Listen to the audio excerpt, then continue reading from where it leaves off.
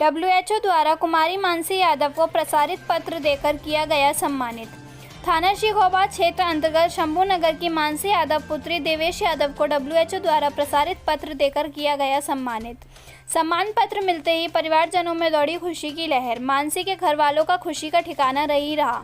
बड़े ही गर्व की बात है कि शिकोहाबाद की बेटी मानसी यादव को डब्ल्यूएचओ द्वारा प्रचारक पत्र देकर सम्मानित किया गया है। यह सम्मान पत्र पाकर मानसी यादव ने अपने माता पिता का नाम रोशन किया है। मिली जानकारी में मानसी यादव के पिता देवेश यादव ने बताया, मैं परम पिता परमेश्वर से निवेदन करता रहूंगा, हर एक की बेटियां यूं ही अपने माँ बाप के नाम को रोशन कर आगे बढ़ती रहें। फिरोजाबाद से पवन यादव की रिपोर्ट। आपका पूरा परिचय क्या है और किस क्षेत्र में आपको क्या उपलब्धि मिली है? मेरा नाम मानसी यादव है और मैं masters in food and nutrition अभी कोर्स जो है मास्टर्स कर रही हूँ फ्रॉम यूनिवर्सिटी ऑफ इलाहाबाद। और मैं जो अभी काम कर रही हूँ वो फूड एंड न्यूट्रिशन से रिलेटेड जितने भी फील्ड्स हैं, एज अ डाइटिशियन मैं वर्क करती हूँ। और जो अभी मुझे फाइनली एक अचीवमेंट जो मुझे मिला है वो WHO वर्ल्ड हेल्थ ऑर्गेनाइजेशन की तरफ से मिला है, जिसमें मैंने एक ट्रेनिंग की थी लंग्स इन्फेक्शन के ऊपर, जिसकी वजह से मुझे ये एक WHO ने मुझे सर्टिफाइड किया है इस उपलब्धि।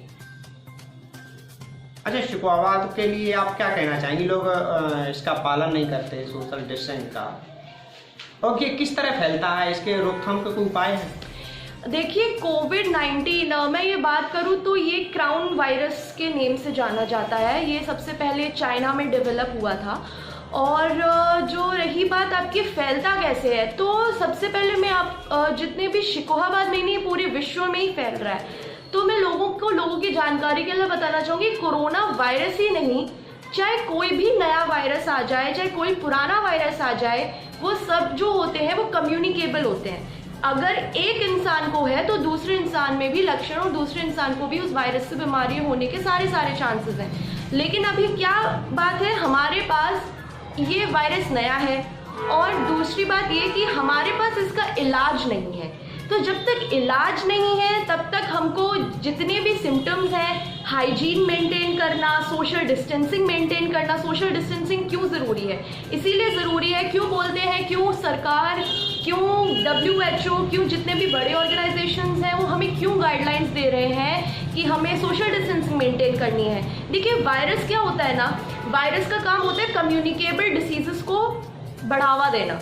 तो अगर घर में एक इंसान को है तो आप देखिएगा, ये निश्चित तौर पे है, जब वायरल फीवर का भी सीजन आता है तो आप देखेंगे कि एक घर में एक इंसान को हुआ और एक हफ्ते के अंदर सारे घर के लोग बीमार हो जाते हैं उससे। लेकिन होता क्या है, हमारे पास कुछ वायरसेस का इलाज है, लेकिन ये नया वायरस है, थोड़ा सा स्ट्रॉन्ग है, तो इसकी अभी दुनिया भर में दवाइयाँ और वैक्सीन्स बन रही हैं और मैं उम्मीद करती हूँ जल्द से जल्द बने और हम सब एक सुरक्षित मोड़ पे हम लोग जाके खड़े हों। लेकिन तब तक हमें ध्यान रखना होगा हमारे हाइजीन मेंटेनेंस का, हमारे सोशल डिस्टेंसिंग का, और हाँ, हमें वायरस बीमार नहीं कर रहा है और हमें वायरस मार नहीं रहा है, हमें मार रही है तो हमारी कमज़ोर और वीक इम्यूनिटी, जिसको हमें स्ट्रॉन्ग करने की बहुत ज़रूरत है।